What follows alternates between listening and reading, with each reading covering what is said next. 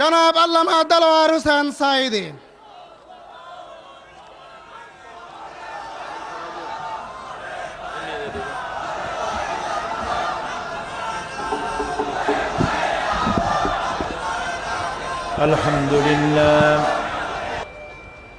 الحمد لله نحمده ونستعينه ونستغفره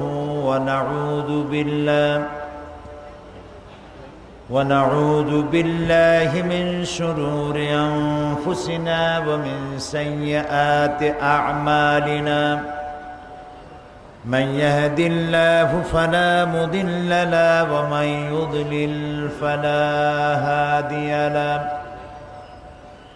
ونشهد أن لا إله إلا الله وحده لا شريك له ونشهد أن سيدنا وحبيبنا ومولانا محمدا عبده ورسوله الذي أرسله بالحق بشيرا ونذيرا وداعيا إلى الله بإذنه وسراجا منيرا فقد قال الله تعالى في كلامه المجيد وفرقانه الحميد أعوذ بالله من الشيطان الرجيم بسم الله الرحمن الرحيم إن الله وملائكته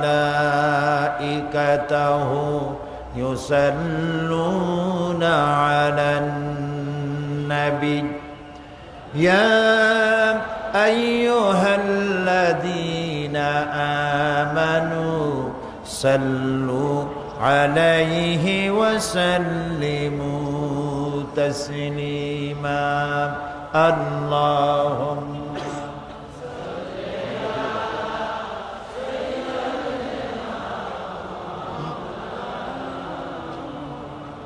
وعلى آل سيدنا প্রাণ খুলে মোহব্বতের সাথে পড়েন আল্লাহুম্মা সাল্লি আলা সাইয়্যিদিনা মাওলানা মুহাম্মদ ওয়া আলা আলি সাইয়্যিদিনা মাওলানা মুহাম্মদ বালাগাল উলা بكماله كشف الدجى بجماله سند جميع خصاله صلوا عليه मुझे कुछ मिले या न मिले मुहम्मद मिले यानी वो शई जिससे अल्लाह मिले बलगल उला बिकमालिही कशफद्दुजा बिजमालिही हसनत जमीउ खसालिही सल्लु अलैहि ये तेरी मेराज थी कि तू लोह कलम तक पहुँचा और मेरी मेराज है कि मैं तेरे कदम तक पहुँचा बलगल उला बेकमालिही कशफद्दुजा बिजमालिही हसनत जमीउ खसालिही सल्लु अलैहि अल्लाहुम्मा आमीन रब्बना ज़लमना अनफुसना व इन लम तग़फिर लना व तरहमना लनकूनन्ना मिनल खासिरिन। आय अल्लाह ताआला चट्टग्राम সমাজ কল্যাণ পরিষদ কর্তৃক আয়োজিত 26তম বার্ষিকী 5 দিন ব্যাপী তাফসীরুল কোরআনের মাহফিলের আজ দ্বিতীয় দিনে কয়েকবার দুরূদ ও সালাম পড়ে তোমার দরবারে হাত তুলেছি। মেহেরবানি করে আমাদের জিন্দেগির গুনাহ খাতাকে মাফ করে দাও। আয় আল্লাহ তাআলা, এ মাহফিলের আয়োজন যারা করেছেন আর শোনার জন্য যারা এসেছেন, কিয়ামতের দিন মুসিবতের সময় এ মাহফিল আমাদের সকলের জন্য নাজাতের ওসিলা বানিয়ে দিও আল্লাহ রব্বুল আলামিন। এই মাহফিলে আল্লাহ তাআলা তোমার দরবারে কিয়ামত পর্যন্ত মাহফিল কবুল করে নাও। ইয়া রব करम तू अगर करे वो बात दे जुबां को जो दिल पर असर करे।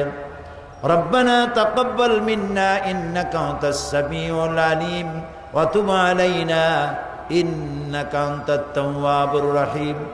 सुब्हान रब्बिका रब्बिल इज्जति अम्मा यसिफून व सलामुन अलल मुरसलीन वल्हम्दुलिल्लाहि रब्बिल आलामीन। সম্মানিত সভাপতি, বন্ধুবর হযরতুল আল্লাম মৌলানা শামসুদ্দিন সাহেব, আল্লাহ তাআলা তাকে হায়াতে তাইয়্যিবা সেহাতে কুল্লিয়া দান করুন। বিশেষ অতিথি, রৌনক বখশ মেহমান, আন্তর্জাতিক খ্যাতিসম্পন্ন আলেমে দ্বীন মুফাসসিরে কোরআন হযরতুল আল্লাম মৌলানা লুৎফুর রহমান সাহেব দামাত বরকাতুহুমুল আলিয়া, হাজারাত উলামায়ে কেরাম, উপস্থিত চট্টগ্রাম এবং বাংলাদেশের বিভিন্ন এলাকা থেকে আগত, পার্শ্ববর্তী দেশ থেকে আগত সম্মানিত ভাইয়েরা, পর্দার আড়ালের মা এবং বোনেরা, সুপ্রিয় সাংবাদিক বৃন্দ, আইন শৃঙ্খলায় নিয়োজিত বাহিনী, আসসালামু আলাইকুম ওয়া রাহমাতুল্লাহি ওয়া বারাকাতুহু। মহান আল্লাহ রব্বুল ইজ্জত ওয়াল জালাল, তার দরবারে শুকরগুজার হচ্ছি, যিনি চট্টগ্রামের ঐতিহ্যবাহী বীর চট্টলার ময়দানে এক এক করে করে 26টি বছর কোরআনে কারীমের আওয়াজ উচ্চকিত করেছেন। সেই মনিবের দরবারে নতশিরে শুকর আদায় করি, পড়ছি আলহামদুলিল্লাহ। রব্বানা লাকাল হামদ হামদান কাসীরান তাইয়্যিবান মুবারাকান ফীহি ইয়া রাব্বি লাকাল হামদু কামা ইয়ানবাগি লিজালালি ওয়াজহিকা ওয়া আযীমি সুলতানিকা। প্রাণ ভরে মনিবের শুকর আদায় করে নিলাম। তিনি দয়া করেছেন বলেই আসতে পেরেছি, তিনি দয়া করেছেন বলেই শোনার তৌফিক পেয়েছি। তিনি যদি দয়া না করতেন, বাছাই না করতেন, বলার এবং শোনার সুযোগ না দিতেন, আমরা আসতে পারতাম না, বলতেও পারতাম না। ঠিক না ভাই? সুতরাং সমস্ত প্রশংসা কার? আল্লাহ রাব্বুল আলামিনের। কোরআনে কারীমের মাহফিলের চাইতে শ্রেষ্ঠ মাহফিল আল্লাহর আকাশের নিচে জমিনের উপরে আর একটাও হতে পারে না। মাহফিল দুই রকমের হয়, জলসা দুই রকমের হয়। একটা হচ্ছে জলসায়ে রহমানি, আর একটা হচ্ছে জলসায়ে শয়তানি। একটা শয়তানের জলসা আর একটা রহমানের জলসা। শয়তানের জলসা হচ্ছে ওইগুলি যে জলসাগুলিতে মানুষকে অশ্লীল বানায়, পাপাচারে উদ্বুদ্ধ করে, মিথ্যে প্রতি আকৃষ্ট করায়, আল্লাহ থেকে দূরে সরিয়ে দেয়। এগুলি হচ্ছে শয়তানের মাহফিল। আর রহমানের মাহফিল হচ্ছে সেগুলি যেখানে আল্লাহ তাআলার প্রশংসা করা হয়, আল্লাহর কথা বলা হয়, রাসূলের কথা বলা হয়, যেখানে আল্লাহর জিকির করা হয়। এর থেকে শ্রেষ্ঠ মাহফিল আকাশের নিচে জমিনের উপরে আর একটাও হতে পারে না। কোরআন হচ্ছে মহাবিশ্বের মহাবিস্ময়।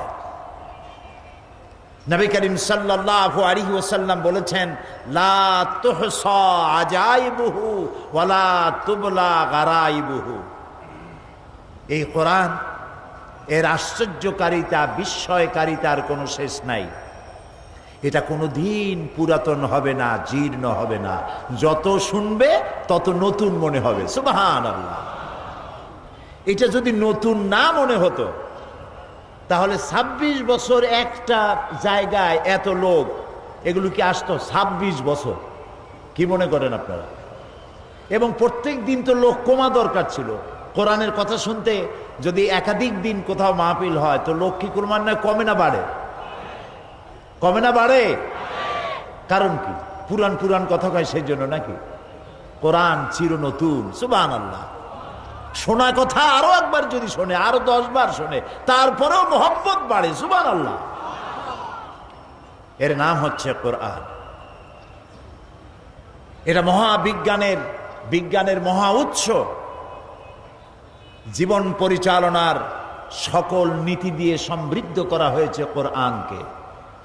জীবন পরিচালনা করতে যত নীতিমালা প্রয়োজন, সমস্ত নীতিমালার মূল নীতি কোরআনে কারিমের মধ্যে বিধৃত করা হয়েছে।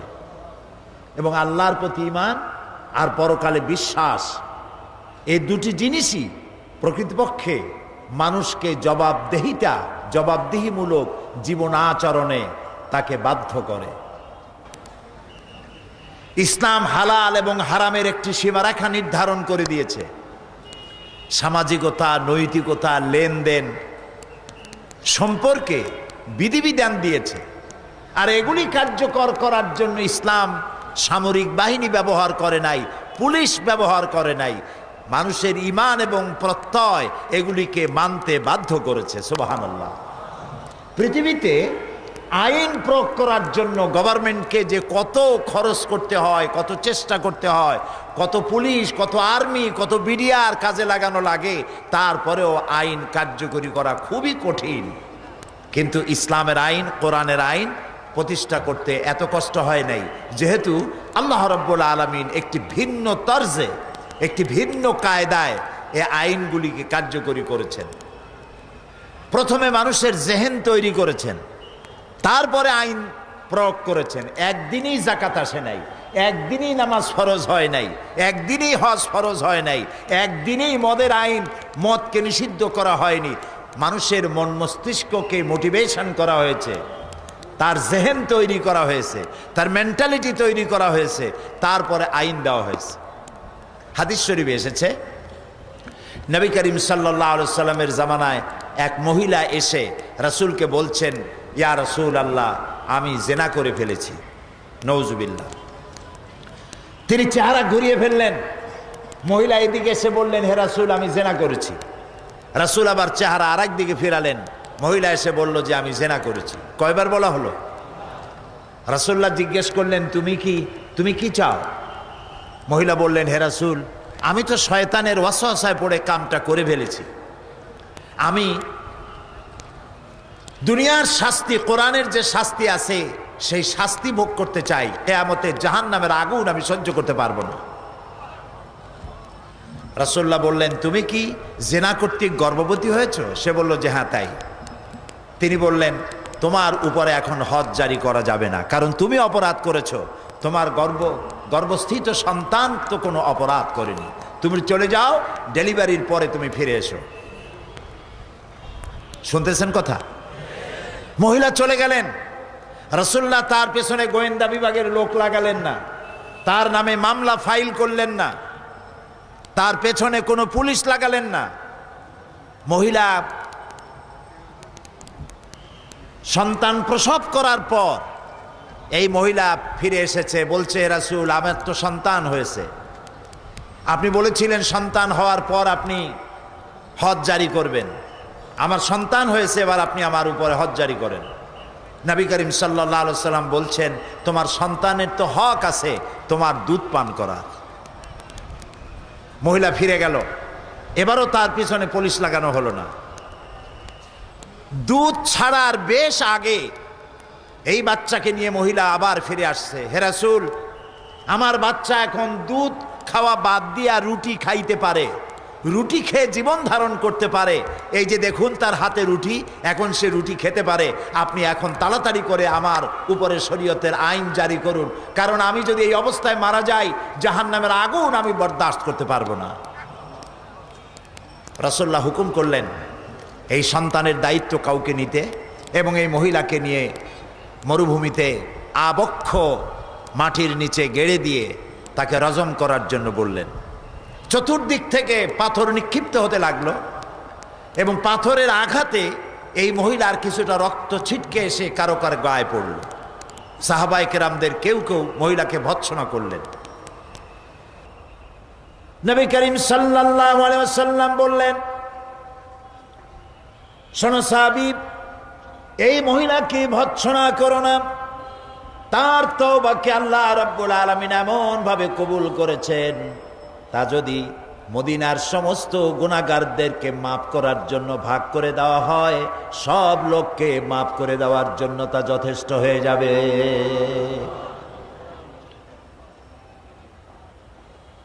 এই হাদিস আমি এই জন্য শোনালাম, ইসলাম আইন প্রয়োগ করার জন্য বল প্রয়োগ করেনি, সেনাবাহিনী এবং পুলিশ ব্যবহার করেনি। আল্লাহর প্রতি ঈমান এবং পরকালে বিশ্বাস। গতকাল কি ঈমানের কথা বলেছি মনে নাই? কার প্রতি ঈমানের কথা বলেছি? আল্লাহর প্রতি ঈমানের কথা বলেছি। সেই আল্লাহর প্রতি ঈমান এবং পরকালে বিশ্বাস মানুষকে সদাচরণে উদ্বুদ্ধ করে, জবাবদেহিমূলক জীবন যাপনে উদ্বুদ্ধ করে। সুতরাং কোরআনে বর্ণিত, কোরআনে বিভিন্ন জায়গায় বিধিনিষেধ এর সীমারেখা অঙ্কন করা হয়েছে, আর বলা হয়েছে তিলকা হুদুদুল্লাহ, এই হলো আল্লাহর সীমানা, ফালা তাকরাবুহা, এর নিকটবর্তীও হইও না, এই সীমানাকে ক্রস করো না। সুতরাং আল্লাহ যে হালাল এবং হারাম কোরআনে বর্ণনা করেছেন, আদেশ এবং নিষেধ করেছেন, এটাকে মেনে, হালাল এবং হারামকে মেনে, আদেশ নিষেধকে মেনে নিয়ে যারা জীবন পরিচালনা করে তারাই প্রকৃতপক্ষের মুসলমান। আর ওরা মুসলমান নয়, ওরা মুসলমান নামের অযোগ্য, যারা মুসলিম নাম ধারণ করে ওজনে কম দেয়, খাদ্যে ভেজাল দেয়, মিথ্যা কথা বলে, মদ জুয়ায় ডুবে থাকে, জেনা ব্যভিচারে লিপ্ত হয়, সরকারের আর জনগণের টাকা আত্মসাৎ করে, সরকারকে অথবা জনগণকে অস্থিতিশীল করার জন্য নৈরাজ্য সৃষ্টি করে, সন্ত্রাসী তৎপরতা চালায়। এরা মানুষ নামের কলঙ্ক। আজকে ইসলাম আর সন্ত্রাস দুটোকে মিলায় ফেলানো হয়েছে। সন্ত্রাসী বলা হচ্ছে মুসলমানদেরকে। ইসলাম গোড়া থেকেই ইসলাম সন্ত্রাস, ইসলামে সন্ত্রাস নাই। ইসলামে আগেও ছিল না সন্ত্রাস, এখনো কোনো সন্ত্রাস নাই। যারা মুসলমানদেরকে, ইসলামকে যারা সন্ত্রাসের বদনাম দেয়, তারা নিজেরাই সন্ত্রাসের হোতা। সন্ত্রাস তারাই চেষ্টা করে। এই জন্য সন্ত্রাসী, তার কোনো দল নাই, তার কোনো সমাজ নাই। সন্ত্রাসীরা মানুষ নয়, সন্ত্রাসীদের বেঁচে থাকার কোনো অধিকার নাই। সন্ত্রাসকে বাঁচায় রাখা, সন্ত্রাসীদেরকে বাঁচিয়ে রাখার অর্থই হচ্ছে সন্ত্রাসকে জীবিত রাখা। এই জন্য ইসলাম গোড়া থেকেই সন্ত্রাসের বিরুদ্ধে কথা বলেছে। সেজন্য মানুষকে তার পশু প্রবৃত্তি থেকে উদ্ধার পাওয়ার জন্য আল্লাহর প্রতি ঈমান এবং পরকালে বিশ্বাসী কেবলমাত্র পারে মানুষকে সঠিকভাবে মনুষ্যত্বর চরিত্রের গুণাবলীতে ধন্য করার জন্য। কোরআনের আইনের কোনো বিকল্প নাই, এটাই হচ্ছে শ্রেষ্ঠ আইনের কিতাব। আজকে আমি আপনাদের সামনে কোরআনে কারীমের গতকাল সূরা বাকারার 177 নম্বর আয়াত তেলাওয়াত করে সেই ব্যাপারে কথা বলতেছিলাম। আজকেও যথারীতি সেখান থেকে আলোচনা করব যেখান থেকে আমরা ছেড়ে এসেছিলাম। আপনারা আমার সাথে পড়ে নেন, কারণ শয়তান চায় না মানুষ আল্লাহর কোরআন শুনে হেদায়েত পাক, এটা শয়তান সহ্য করতে পারে না, ঠিক না ভাই? সেই জন্য শয়তানের ওয়াসওয়াসা থেকে পানাহ দিতে পারেন কেবলমাত্র কে? আসুন আল্লাহর কাছে পানাহ চাই। পড়েন, আউযু বিল্লাহি মিনাশ শাইতানির রাজীম, বিসমিল্লাহির রাহমানির রাহিম। বিতাড়িত মরদুদ শয়তানের ওয়াসওয়াসা থেকে পানাহ চাই পরম করুণাময় আল্লাহ রাব্বুল আলামিনের নামে। শুরু করছি। লাইসাল বিররা আন তুওয়াল্লু ওয়ুজুহাকুম কিবালাল মাশরিকি ওয়াল মাগরিবি ওয়ালাকিন্নাল বিররা মান আমানা বিল্লাহি ওয়াল ইয়াউমিল আখিরি ওয়াল মালাইকাতি ওয়াল কিতাবি ওয়ান নাবিয়্যিন। লাইসাল বিররা আন তুওয়াল্লু ওয়ুজুহাকুম কিবালাল মাশরিকি ওয়াল মাগরিব। পূর্ব দিকে আর পশ্চিম দিকে মুখ ঘুরানো, এটার মধ্যেই কল্যাণ নিহিত নয়। প্রকৃত পুণ্যের কাজ হচ্ছে, নেকির কাজ হচ্ছে আল্লাহর প্রতি ঈমান, পরকালে বিশ্বাস, ফেরেশতা, কিতাব এবং নবীদের প্রতি বিশ্বাস। গতকাল আমরা আল্লাহর প্রতি ঈমানের ফায়দাগুলি বলতেছিলাম। আজকে আলোচনা করব আখিরাতের প্রতি ঈমান, এবং এই আলোচনাগুলি আল্লাহ যদি ইচ্ছে করেন আমাদের হেদায়েতের জন্য যথেষ্ট হতে পারে। আমরা বলি আমিন, সবাই বলি আমিন। পরকাল, আমরা সাধারণত দুইটি কালে বিশ্বাসী, দুই জগতে বিশ্বাসী, ইহজগৎ আর পরজগৎ, ইহকাল আর পরকাল। আখিরাতের প্রতি ঈমান আনার অর্থই হলো যে মানুষের জন্ম এক বিশেষ উদ্দেশ্যে হয়েছে। সে এক দায়িত্বশীল সত্তা, তাকে এক পূর্ণাঙ্গ জীবন ব্যবস্থা দেওয়া হয়েছে, সে অনুযায়ী তাকে আমল করার দায়িত্ব দেওয়া হয়েছে, এবং তা পরিত্যাগ করে ইচ্ছামতো জীবন যাপন করতে পারবে না। এক কথায়, যেই ব্যক্তি পড়েছেন লা ইলাহা ইল্লাল্লাহু মুহাম্মাদুর রাসূলুল্লাহ, জোরে পড়েন, লা ইলাহা ইল্লাল্লাহু মুহাম্মাদুর রাসূলুল্লাহ। কোন ইলাহ নাই আল্লাহ ছাড়া, উপাস্য নাই, মাবুদ নাই, মুহাম্মদ সাল্লাল্লাহু আলাইহি ওয়াসাল্লাম আল্লাহর রাসূল। এই কথা যারা ঘোষণা করলো তাদের জীবনকে তারা দুইটা ভাগ করতে পারবে না।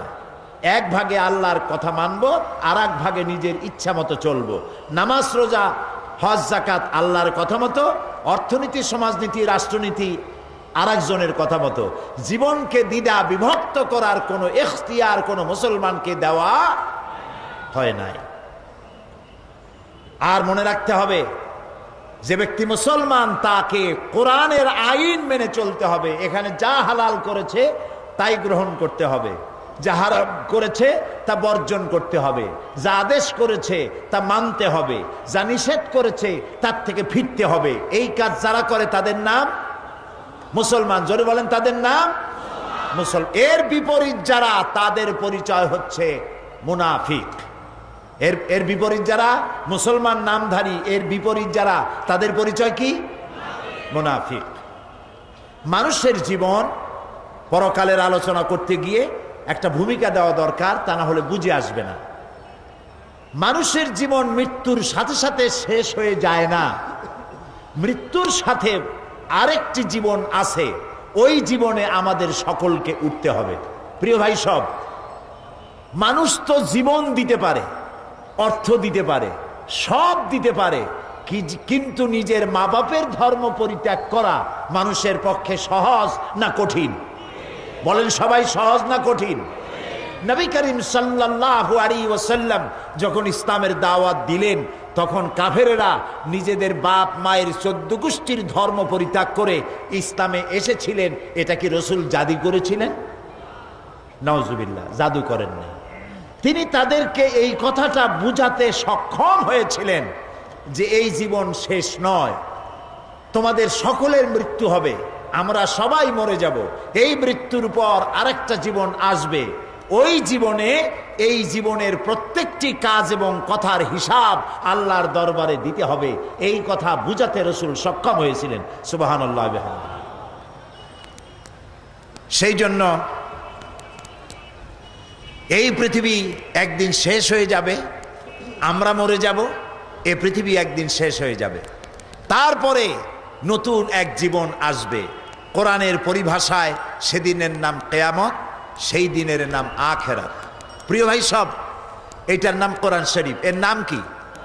এর মধ্যে কয়টা পারা আছে? 30 পারা। 30 পারা কোরআন শরীফের ভেতরে আল্লাহ তাআলা পরকালের জীবন সম্পর্কিত যত কথা বলেছেন, যেমন মৃত্যু, কবর, হাসর, মিজান, সিরাত, শাফাত, জাহান্নাম, জান্নাত, অর্থাৎ পরকাল সম্পর্কিত যত কথা আল্লাহ কোরআন শরীফে বলেছেন, তা সব যদি এক জায়গায় করা হয় তাহলে 10 পারা কোরআন শরীফের সমান হবে। তার মানে গোটা কোরআনের 1/3 পরকালের কথা বলা হয়েছে। একটি মানুষ ভালো হওয়ার জন্য যে আয়াতটি আমি বাছাই করেছি আপনাদের শোনাবার জন্য, এই একটি লম্বা আয়াতের ব্যাখ্যা যদি আমরা আমল করতে পারি, গ্রহণ করতে পারি, দুনিয়ায় সার্থক জীবন, পরকালে জাহান্নাম থেকে আল্লাহ মুক্তি দিবেন। আমরা বলি আমিন। আখিরাতের উপরে ঈমান আনার কারণেই মানুষের জীবন সুন্দর হতে পারে এবং জীবন সুসংহত হতে পারে। পরকাল হবার একটি যুক্তি এভাবে দেওয়া যায়, বহুত যুক্তি আছে, তা আমি দেব না, এক কথায় বলি। সারা বছর ব্যবসা করার পর যেমন হিসাবের জন্য একটা দিন আসে, সারা বছর পরীক্ষা দেওয়ার পর, লেখাপড়া করার পর পরীক্ষা দেওয়ার যেমন একটি সময় আসে, অনুরূপভাবে এই পৃথিবীতে জীবনকাল শেষ হয়ে যাওয়ার পর একটি সময় আসবে, যেই সময়টার নাম হলো কিয়ামত, যেই সময়টার নাম হলো আখিরাত। এই কিয়ামত কবে হবে এটি প্রশ্ন। আল্লাহ রাব্বুল আলামিন কিয়ামতের কথা বলেছেন, ইন্নাল্লাহা ইনদাহু ইলমুস সাআ ওয়া ইউনাজ্জিলুল গায়সা ওয়া ইয়ালামু মা ফিল আরহাম وما تدري نفس ماذا تكسب غدا وما تدري نفس بأي أرض تموت إن الله عليم خبير إن الله عنده علم الساعة নিশ্চয়ই কিয়ামত কবে হবে এ জ্ঞান আল্লাহর কাছে। এ জ্ঞান কার কাছে? কিয়ামত কবে হবে এ কথা কেউ বলতে পারবে না। কে পারবেন বলতে? আল্লাহ তাআলা। এখানে আল্লাহ তাআলা 5টি জ্ঞানের কথা বলেছেন, যে এই 5টি বিষয় আল্লাহর নলেজে রয়েছে। অসংখ্য জিনিস আল্লাহর নলেজে, সবই আল্লাহর নোটিশে। আল্লাহ তাআলা এখানে 5টি কথা বলছেন। কিয়ামত কবে হবে এটা আল্লাহ তাআলা জানেন। ওয়া ইউনাজ্জিলুল গায়স, আর বৃষ্টি বর্ষণ কবে কখন হবে এটাও আল্লাহ বলতে পারেন কখন হবে। রেডিও, টেলিভিশন, ব্যারোমিটার যন্ত্রের মাধ্যমে আবহাওয়া পরিদপ্তর তাদেরকে খবর জানায়। সেই খবর অনুযায়ী রেডিও টেলিভিশন বলে আগামীকাল বেলা এতটায়, দুপুরে, বিকেলে অমুক অমুক এলাকায় এত মিলিমিটার বৃষ্টি হতে পারে, বজ্রসহ বৃষ্টি হতে পারে। হবেই এমন কথা কেউ বলতে পারে না। বৃষ্টির আসল জ্ঞান কার কাছে? আল্লাহ তাআলার কাছে। ওয়ায়ালামু মা ফিল আরহাম, আর মায়ের পেটে কি আছে সেটা কে জানে? আল্লাহ তাআলা জানে। এখানে কেউ কেউ আবার একটুখানি বিভ্রান্তির মধ্যে পড়ে গেছেন। কেউ কেউ বলেন, প্রশ্ন করেছেন, ওয়ায়ালামু মা ফিল আরহাম, মায়ের পেটে কি আছে জানে আল্লাহ, কিন্তু ডাক্তাররাও তো জানে। ডাক্তাররাও বলে দিতে পারে যে মায়ের পেটের মধ্যে ছেলে আছে না মেয়ে আছে। বিষয়টা কিন্তু তা না। ওয়ালামু মা ফিল আরহাম, মায়ের পেটে কি আছে আল্লাহ জানে। তার মানে হচ্ছে মায়ের পেটে যে সন্তান আছে এই সন্তান ভাগ্যবান না হতভাগ্য, সে দুনিয়ায় ভালো কাজ করবে না খারাপ কাজ করবে, সে কি গরিব হবে নাকি ধনী হবে, সে কি পৃথিবীতে ভালো কাজ করে কিয়ামতে জান্নাতে যাবে না খারাপ কাজ করে জাহান্নামে যাবে। তার জীবনের সব কিছু জানতে পারেন একমাত্র কে জানে? আল্লাহ রাব্বুল আলামিন। ওয়ামা তাদরি নাফসুম মাযা তাকসিবু গাদা, আর কেউ জানে না আগামীকাল সে কি কামাই করবে। ওয়ামা তাদরি নাফসুম বিআইয়ি আরদিন তামুত, আর কেউ জানে না, কোনো নফস জানে না কোন দেশে কোন মাঠে কখন কোথায় তার মৃত্যু হবে, কেউ জানে না। ইন্নাল্লাহ আলিমুন খাবীর, এ সব কিছুই একমাত্র আল্লাহ তাআলা পরিজ্ঞাত, তিনি সব জানেন। নবী করিম সাল্লাল্লাহু আলাইহি সাল্লামের কাছে প্রশ্ন হতো, ইয়াসআলুনাকা আনিস সাআতি আইয়ানা মুরসাহা, আপনাকে তারা জিজ্ঞেস করে কিয়ামত কবে হবে।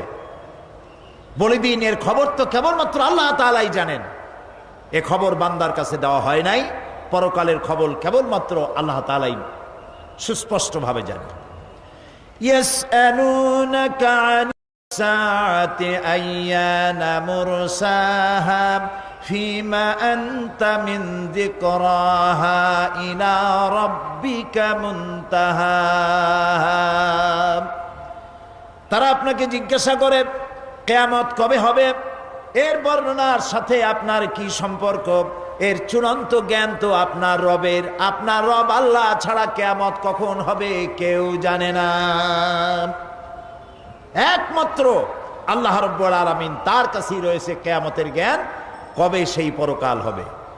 তবে এই পরকাল সম্পর্কিত কতগুলি নজির দৃষ্টান্ত আল্লাহ তাআলা দেখিয়ে দিয়েছেন। কিয়ামতের আগমন হঠাৎ করে ঘটলেও তার পূর্বে কিছু আলামত নিদর্শন প্রকাশিত হবে, এ ব্যাপারে কোরআনে কারীমে আল্লাহ তাআলা বলছেন, ফাহাল ইয়ানজুরুনা ইল্লা সাআতা আন তা'তিয়াহুম বাগতাতান ফাকাদ জাআ আশরাতুহা,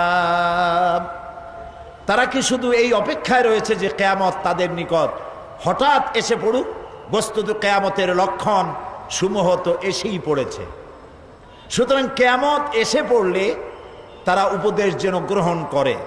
কিয়ামতের কতগুলি লক্ষণ আছে। বুখারী শরীফের হাদিসের মধ্যে কিয়ামতের 7টি ছোট লক্ষণ আর 5টি বড় লক্ষণ বলা হয়েছে। শর্ত, সিমটম, লক্ষণ। ছোট ছোট লক্ষণ হলো, 1, ইলমের ঘাটতি হবে, অজ্ঞতার বিস্তৃতি হবে, অর্থাৎ দ্বীনি ইলম এর ঘাটতি হবে, অজ্ঞতার বিস্তৃতি হবে। নবী করিম সাল্লাল্লাহু আলাইহি সাল্লামের একটি হাদিস এখানে এরকম আছে। হযরত আলী রাদিয়াল্লাহু তাআলা আনহু হাদিসটি বর্ণনা করেছেন, ইউশিকু আন ইয়াতিয়া জামানুন লা ইয়াবকা মিনাল ইসলামে ইল্লা ইসমুহু ওয়া লা ইয়াবকা মিনাল কুরআনে ইল্লা রাসমুহু। নবী করিম সাল্লাল্লাহু আলাইহি সাল্লাম বলেছেন, এমন একটি অতি তাড়াতাড়ি এমন একটা সময় আসবে যখন ইসলামের নাম ব্যতিরেকে আর কোনো জিনিস থাকবে না। সব জায়গায় ইসলাম ব্যবহার করা হবে, কিন্তু সেখানে ইসলাম থাকবে না। নাম ইসলামিয়া কলেজ, কিন্তু ইসলাম পড়ানো হবে না। নাম ইসলামী স্টোর, কিন্তু ইসলাম অনুযায়ী দোকান পরিচালনা করা হবে না। নাম আছে ইসলাম, ইসলামের শুধু ব্যবহার চলবে, কিন্তু ইসলামের কার্যকারিতা সেখানে থাকবে না। আর অজ্ঞতা, জেহালাত বিস্তৃতি হবে। অর্থাৎ কোরআনের ইলম যেখানে নাই সেখানেই জেহালাত হবে, এটাই স্বাভাবিক। ইসলাম সর্বপ্রথম আল্লাহ তাআলা নবীর কাছে যে জ্ঞানটা দিয়েছিলেন, যে হুকুমটা করেছিলেন, সেটি নামাজ ছিল না, রোজা ছিল না, হজ ছিল না, যাকাত ছিল না, সেটি ছিল ইকরা, পড়ো পড়ো পড়ো। যত পড়বে তত জ্ঞান বাড়বে। সুতরাং না পড়ার কারণে মানুষ বিভ্রান্ত হচ্ছে, আর এই বিভ্রান্ত হয়ে ইবাদতের বিকল্প অন্য কিছু তৈরি করছে, আল্লাহর বিকল্প তৈরি করছে, অন্যের কাছে সাহায্য চাচ্ছে। যেমন একটি কথা এখনই মনে পড়ল, আপনারা কি বলতে পারেন নামাজের বিকল্প কিছু আছে? নামাজের বিকল্প কোন ইবাদত আছে? রোজার বিকল্প কোন ইবাদত আছে? হজের বিকল্প কোন ইবাদত আছে? কিন্তু ইদানিং গ্রামে গঞ্জে কথা ছড়িয়ে পড়েছে, টঙ্গী যে বিশ্ব ইজতেমা হয়, এইখানে যদি 3 বার কেউ যায় তাহলে একটি হজের সওয়াব হয়ে যায়। বলেন নাউজুবিল্লাহ, বলেন নাউজুবিল্লাহ। এই কথা তাবলীগের কোনো মুরব্বী বলে না, এ কথা তাবলীগের কোনো আলেমেরা বলে না, কিন্তু এই কথাটি কেমনে কেমনে ছড়িয়ে গেছে আর বলতেছে হজের পরেই দ্বিতীয় বৃহত্তম মুসলিম সমাবেশ। এবছর কয়েকজন আলেম আমাকে বলেছেন তারা নিজের চোখে দেখেছেন কয়েকজন লোককে ইহরাম পরা অবস্থায় টঙ্গীতে। ইন্না লিল্লাহি ওয়া ইন্না ইলাইহি রাজিউন। কত বড় মারাত্মক জাহালাত! লক্ষ লক্ষ লোক এক জায়গায় হয়েছে, তাতে কি হয়েছে? এখানেও তো লক্ষ লক্ষ লোক হবে, তাতে হয়েছে কি? প্যারেড ময়দান কি দোয়া কবুলের জায়গা? এখানে কবুল হইতেও পারে, নাও হইতে পারে। আরাফাতের সাথে তুলনা করা, পৃথিবীতে 150 কোটি মুসলমান, এই 150 কোটি মুসলমান যদি কোনো একটা মাঠে একত্রিত হয় তাহলে তা কি আরাফাতের ময়দানের 1 ইঞ্চি জমিনের বরাবর হবে? কোথায় আরাফাত আর কোথায় টঙ্গী? আরাফাতে তো আল্লাহ ডাকছেন, আরাফাতে কে ডেকেছেন বলেন জোরে? সেখানে হাজিরা দেওয়া বিত্তশালী লোকদের জন্য ফরজ। আরাফাতের ময়দান সেই ময়দান যেখানে আদম আলাইহিস সালাম থেকে শুরু করে নবী করিম সাল্লাল্লাহু আলাইহি সাল্লাম পর্যন্ত সমস্ত নবীদের চোখের পানি শুকিয়েছে। এই ময়দানে যারা উকুফে আরাফা করে 9 জিলহজ, নবী করিম সাল্লাল্লাহু আলাইহি সাল্লাম বলেছেন মান হাজ্জা লিল্লাহ ফালাম ইয়ারফুস ওয়ালাম ইয়াফসুক রাজাকা ইয়াউমিন ওয়ালাদাতহু উম্মুহু। যে হজে গিয়ে অশ্লীলতা করে না, ঝগড়াঝাটি করে না, সে হজের দিন আরাফাত থেকে বেরিয়ে আসে এমন অবস্থায় মা যেমন নতুন বাচ্চা প্রসব করলো নিষ্পাপ, আরাফাত একজন হাজীকে নিষ্পাপ করে বের করে দেয়। রাসূলুল্লাহ আরো বলেছেন আল হাজ্জুল মাবরুর লাইসা লাহুল জাযাউ ইল্লাল জান্নাহ। একটি কবুল হজের পুরস্কার আল্লাহর কাছে বেহেশত ছাড়া আর কিছুই নেই। কত বড় জেহালাত, কত বড় জেহালাত! পত্রিকাগুলো, মিডিয়াগুলো সমানে বলতে থাকে 40 লক্ষ লোক হয়েছে। আপনি কি গুনছেন গিয়ে 40 লক্ষ লোক হয়েছে? ওই মাঠটা কতটুকু, আশেপাশের রাস্তা কতটুকু? এই সব কথা বলে ইসলামের বিকল্প, আল্লাহর দেওয়া বিধানের বিকল্প ইবাদত জাহালাত তৈরি করে, অজ্ঞতা প্রসূত। সুতরাং এই অজ্ঞতা প্রসূত এই সব অপপ্রচার থেকে আল্লাহ তাআলা আমাদেরকে হেফাজত করুন, আমরা বলি আমিন। কখনো এই কথা বলবেন না। হ্যাঁ, লক্ষ লক্ষ লোক একত্রিত হয়েছে, দোয়া করতেছেন, আল্লাহ ইচ্ছা করলে কবুল করতে পারেন, নাও করতে পারেন, তার ইচ্ছা। কিন্তু এইটাকে কোনো অবস্থাতেই আরাফাতের পরে মুসলমানদের দ্বিতীয় বৃহত্তম সমাবেশ কেন বলেন এই সব কথা? হজের সাথে আরাফাতের সাথে তুলনা করা মহা বেয়াদবি। এই ধরনের বেয়াদবি শব্দ কোন মুসলমানের উচ্চারণ করা উচিত নয়। নামাজ নাই, রোজা নাই, টঙ্গীর দিন হাজির হইয়া দোয়া করলেন, আমিন আমিন বললেন, আর মোনাজাত হইল উর্দুতে, ভালোই কইলো কি মন্দই কইলো, আমিন আমিন শুনতে করতে থাকলাম, বুঝলাম না কিছুই। আল্লাহ রহম করুক, জোরে কোন আমিন। কাজী আমার কথা নিশ্চয়ই বুঝতে পেরেছেন। আমি কিন্তু তাবলীগী জামাতকে কোনো কটাক্ষ করি নাই, আমরা তাদের বিরুদ্ধে কথা বলি না, আমরা এটাকে মোবাইল স্কুল মনে করি। কিন্তু এই জাতীয় কথাবার্তা বলা এবং 3 বার গেলে 1 হজ অথবা গরিবের হজ, এই জাতীয় চিন্তা করা জাহালাত, দোয়া কবুল হবে গেলেই সেখানে বিশ্বাস করাও সঠিক নয়। আল্লাহ এখানের দোয়া কবুল করতে বাধ্য নন, এটা তার ইচ্ছা। সুবহানাল্লাহ বলে, দোয়া কবুল আল্লাহ তাআলার ইচ্ছা। সেই জন্য কিয়ামতের এটি লক্ষণ যে ইলমের ঘাটতি হবে, অজ্ঞতার বিস্তৃতি ঘটবে, ফিতনা ফাসাদ ও বিশৃঙ্খলার বিস্তৃতি লাভ করবে। এগুলি হচ্ছে কিনা? ফিতনা ফাসাদ বাড়তেছে কিনা? অশান্তি বিশৃঙ্খলা বাড়তেছে কিনা? সমানে বাড়তেছে।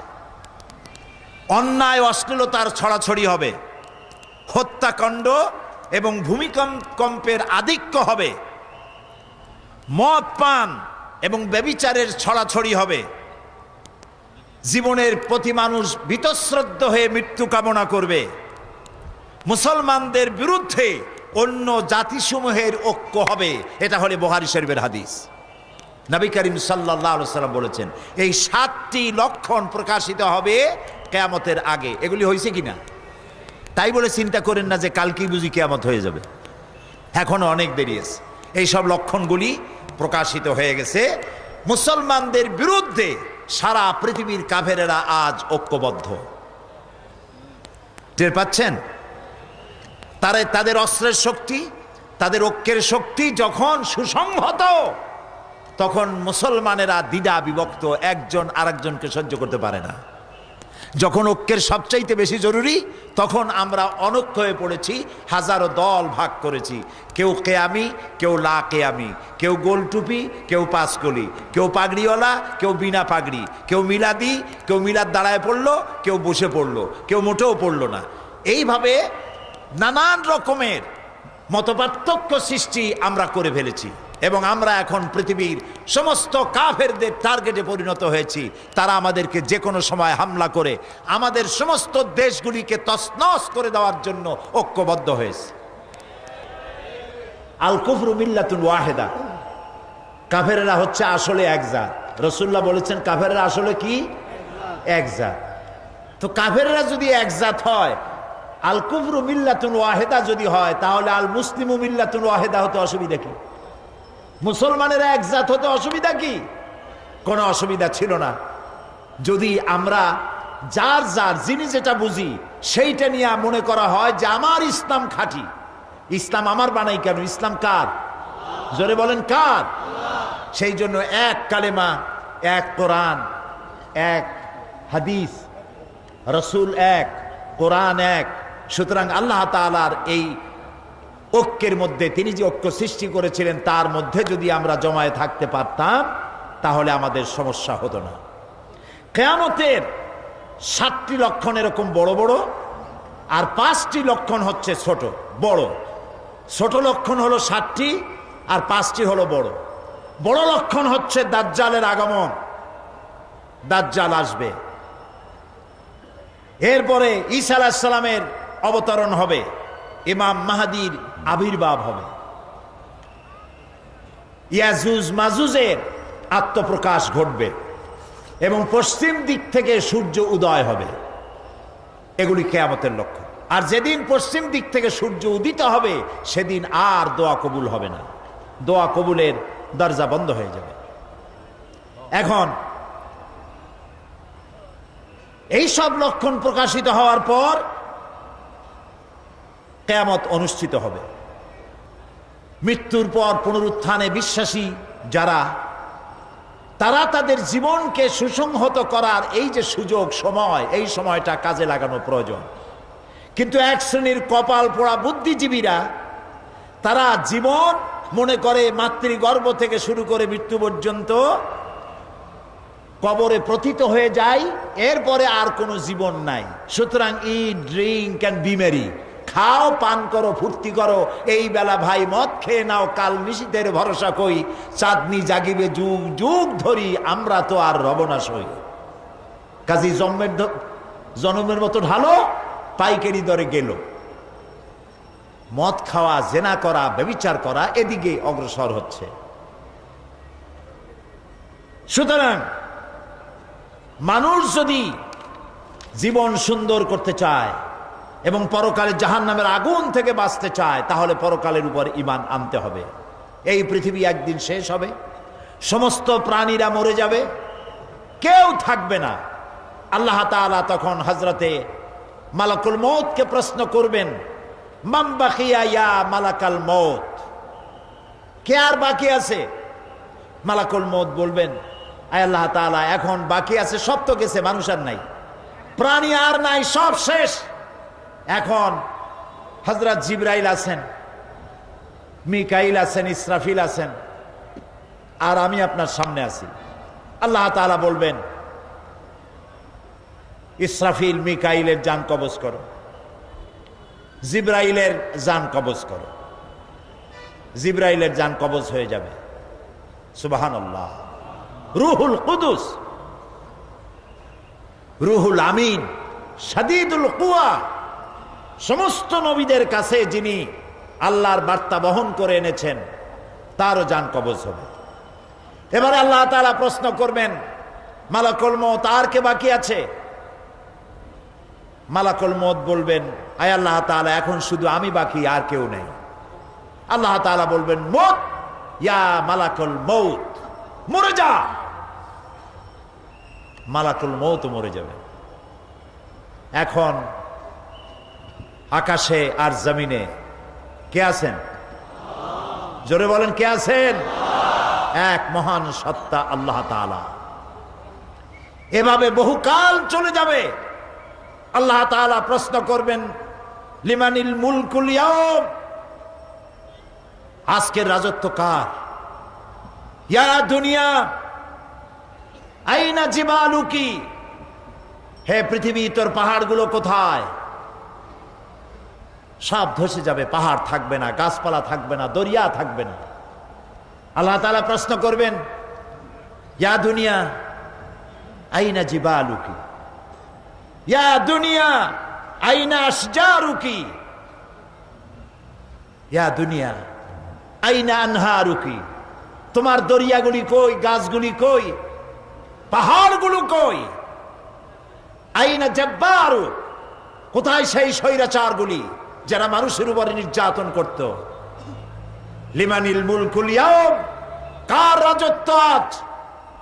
আল্লাহ তাআলা নিজেই নিজের প্রশ্নের জবাব দিবেন, লিল্লাহিল ওয়াহিদুল কাহ্হার, আজকের রাজত্ব কেবলমাত্র আল্লাহ রাব্বুল আলামিনের।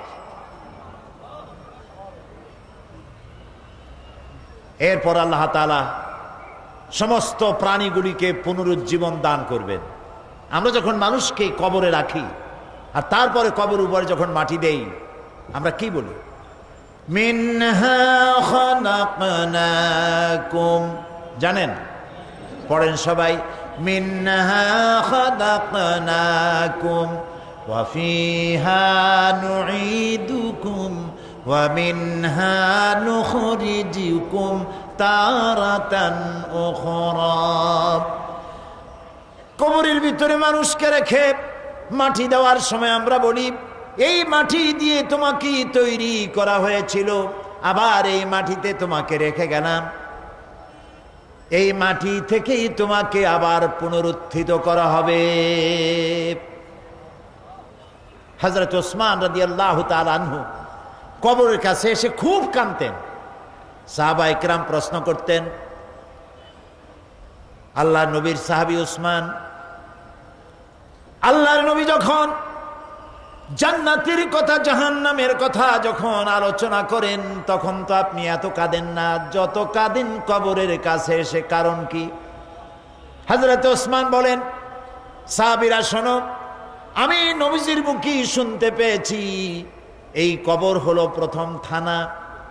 আসামি গ্রেপ্তার হয়ে যেমন থানায় আসে, থানা থেকে যদি চার্জশিট হয়ে যায় আর উপায় থাকে না, আর যদি ফাইনাল হয়ে যায় তাহলে তো বেঁচে গেল। তাহলে নবীর কথা অনুযায়ী এই কবর হলো প্রথম স্টেশন। এখানে যে ব্যক্তি নাজাত পাবে সব জায়গায় নাজাত পেয়ে যাবে। এই কবরে যে ব্যক্তি গ্রেপ্তার হয়ে যাবে, জবাব দিতে পারবে না, সব জায়গায় আটকা পড়ে যাবে। এই কবর থেকে সমস্ত মানুষগুলিকে উঠানো হবে। আল্লাহু লা ইলাহা ইল্লা হুয়া লায়াজমাআন্নাকুম ইলা ইয়াউমিল কিয়ামাতি লা রাইবা ফীহি ওয়া মান আসদাকু মিনাল্লাহি হাদীসা। আল্লাহ এমন সত্তা যিনি ছাড়া কোনো ইলাহা নাই, তিনি তোমাদেরকে কিয়ামতের দিন অবশ্যই উত্থিত করবেন, সমবেত করবেন। আর এ ব্যাপারে কোনো সন্দেহ নাই, আল্লাহর চাইতে অধিক সত্যবাদী আর কেউ হতে পারে? বলেন, পারে কেউ? আল্লাহর চাইতে সত্যবাদী আর কেউ কি আছে? ওয়া মান আসদাকু মিনাল্লাহি কিলা, তার চাইতে সত্যবাদী আর কে? আল্লাহ তাআলা বলেন, কুল ইন্নাল আউয়ালিনা ওয়াল আখিরিনা লামাজমুউনা ইলা মিকাতি ইয়াউমিন মা'লুম। বলুন, পরবর্তী এবং পূর্ববর্তী সকলকেই এক নির্দিষ্ট দিন আল্লাহ দরবার, আল্লাহ রাব্বুল আলামিন জমায়েত করবেন, এক জায়গায় উঠাবেন। এরপরে আল্লাহ তাআলা বলেন, ওয়া মিন আয়াতিহি আন্নাকা তারাল আরদা খাশিআতান ফাইযা আনজালনা আলাইহাল মাআ ইহতাজ্জাত ওয়া রাবাত ইন্নাল্লাযী আহইয়াহা লামুহয়িল মাউতা ইন্নাহু আলা কুল্লি শাইইন কাদির। তার অন্যতম নিদর্শন হচ্ছে এই যে তুমি দেখতে পাও ভূমিকে আল্লাহ তাআলা উপুড় করে সৃষ্টি করেছেন, আর এতে বৃষ্টি দিয়ে শস্য শ্যামল এবং সজীব করে দেন আল্লাহ রাব্বুল আলামিন। তিনি ঊষর অনুর্বর জমিকে সঞ্জীবিত করেন বৃষ্টি দিয়ে, এবং তারপরে তিনি সমস্ত ফসলকে উদ্গত করেন, আর এইভাবে করে তিনি সমস্ত মৃত্যু প্রাণীকে কিয়ামতের দিন জিন্দা করবেন, এক জায়গায় উঠাবেন। ওয়া আন্নাস সাআতা আতিয়াতুন লা রাইবা ফিহা ওয়া আন্নাল্লাহা ইয়াবআসু মান ফিল কুবুর। কিয়ামত অবধারিত, এতে কোনো সন্দেহ নাই। আর কবরে যারা আছে তাদের সকলকেই পুনরুত্থিত করা হবে, আল্লাহর দরবারে উঠতেই হবে। আয়াহসাবুল ইনসানু আইয়ুতরাকা সুদা আলাম ইয়াকুন নুতফাতাম মিন মানিয়্যিন ইউমনা সুম্মা কানা আলাকাতান ফাখালাকা ফাসাওয়া ফাজআলা মিনহু আয-যাওজাইনি আয-যাকারা ওয়াল উনসা আলাইসা যালিকা বিকাদিরিন আলা আন ইউহইয়াল মাউতা। আল্লাহ তাআলা বলছেন, আয়াসাবুল ইনসানু আন ইউতরাকা সুদা, মানুষ কি ভেবেছে যে তাকে এমনি ছেড়ে দেওয়া হবে, তার কোনো হিসাব নেওয়া হবে না? আলাম ইয়াকুন নুতফাতাম মিন মানিয়্যিন ইউমনা, মানুষ কি এক ফোঁটা নিক্ষিপ্ত পানি ছিল না? সুম্মা কানা আলাকাতান, তারপরে তাকে রক্তপিণ্ড তৈরি করা হয়েছে। ফাখালাকা ফাসাওয়া, এরপরে তাকে সুগঠিত করা হয়েছে। ফাজআলা মিনহু আয-যাওজাইনি আয-যাকারা ওয়াল উনসা, এরপরে মায়ের পেটের ভিতরে এটাকে পুত্র সন্তান অথবা কন্যা সন্তানে পরিণত করা হয়েছে। এসব কে করেছেন? বলেন, কে করেছেন? আল্লাহ তাআলা বলেন, অন্ধকার জায়গার ভিতরে যে আল্লাহ রাব্বুল আলামিন এক ফোঁটা নাপাক পানি দিয়ে মানুষের এই সুন্দর আকার দিলেন, আকৃতি দিয়ে পুরুষ বানালেন, নারী বানালেন। আলাইসা যালিকা বিকাদিরিন আলা আন ইউহইয়াল মাউতা, সে আল্লাহর জন্য এটা কি সম্ভব নয় যে তিনি মৃত্যুর পরে তোমাকে আবার জিন্দা করবেন? এটা কি সম্ভব নয়? বলেন, সম্ভব নয়? অবশ্যই সম্ভব। পরকালে যারা বিশ্বাস করে না, সাধারণত বুদ্ধিজীবীরাই এই অবিশ্বাসী বেশি হয়। বুদ্ধিজীবী সব খারাপ তা আমি বলবো না, এক শ্রেণী তো ভালো আছেই, কিন্তু একটা বিরাট অংশ সাংঘাতিক খারাপ। শুধু নিজেই খারাপ না, অন্যদেরও খারাপ বানায়। আবার এগুলো দুর্ভাগ্যক্রমে, জাতির দুর্ভাগ্যক্রমে বিশ্ববিদ্যালয়গুলিতে চাকরি হয় এদের বেশি। এমন সব বই লেখে, এমন সব কথা লেখে, এত অশ্লীল, চিন্তা করতেও অবাক লাগে যে এত কুরুচিপূর্ণ, এত অশ্লীল ব্যক্তির চাকরি বিশ্ববিদ্যালয় হয় কিভাবে? নিজে চরিত্রহীন এবং হাজারো মানুষকে চরিত্রহীন বানায়।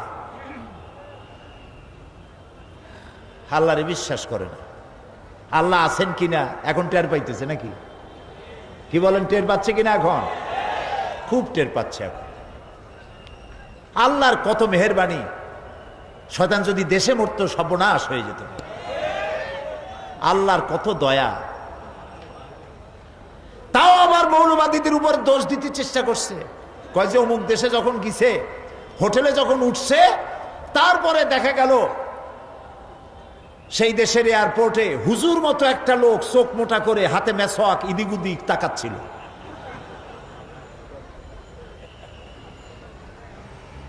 যত দোষ নন্দ ঘোষ।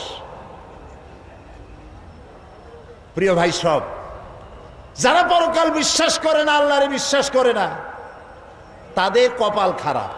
আমাদের কপাল ভালো, আলহামদুলিল্লাহ বলি। তর্কের খাতিরে বলি, যদি কিয়ামত বলে কিছু যদি না থাকে, আযাব, কবরের আযাব, জান্নাত, জাহান্নাম, বিচার, সিরাত, মিজান কিছুই যদি না থাকে, তাহলে আমরা বিশ্বাস করছিলাম নাই ওগুলা, আমরা বাইসে গেলাম। বিশ্বাস করছিলাম, ওগুলো হইল না, বাইসে গেলাম, তোমরাও বাইসে গেলাম। কিন্তু যদি আসলে থাকেই তেমন কিছু, তাহলে আমরা বিশ্বাস করছি আমরা তো বাঁচবো, তোমাদের দশা কি হবে?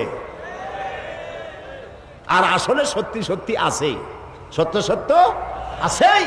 সব নবীরা বলেছেন, এমন কোন নবী নাই যিনি কথা বলেন নাই। নবীরাই সত্যবাদী। কে সত্যবাদী? বলেন, কে সত্যবাদী? নবীরা সত্যবাদী। কারণ নবীরা যে কথা বলেন, সে কথা বলেন কার থেকে? এজন্য নবী করিম সাল্লাল্লাহু আলাইহি সাল্লাম নিজের থেকে কখনো কথা বলেন নাই। আল্লাহ রাব্বুল আলামিন বলেছেন, মা ইয়ানতিকু আনিল হাওয়া ইন হুয়া ইল্লা ওয়াহিয়ুন ইউহা। আমার নবী নফসকে অনুসরণ করে কোনো কথা বলেন নাই। যা বলেছেন সেগুলি হলো কোরআনের নামে যা বলেছেন সব ওহী। আমি যা বলতে বলেছি আমার কথাই তিনি বলেছেন। আল্লাহ তাআলা বলছেন হাসর হবে। আল্লাহর কথা মহাসত্য, আল্লাহর কথা মহাসত্য।